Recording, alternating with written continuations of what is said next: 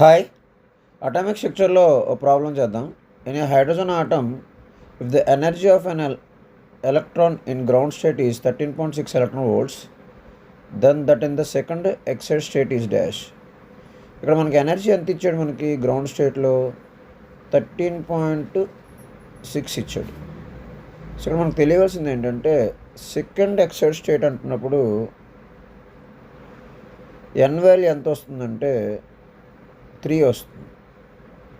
So ఇప్పుడు అదొకటి తెలియాలి మనకి. ఈఎన్ ఈజ్ ఈక్వల్ ఫార్ములా ఏంటంటే 13.6/n².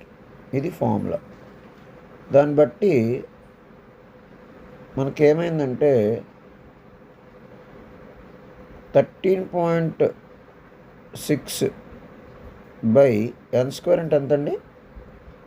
3² అంటే 13.6/9 అంటే ఎంతండి? 1.51 అండి. So electron volts. ఇది మనకి ఫస్ట్ ఆప్షన్లో ఉందండి. ఇదండి వీడియో. Thank you.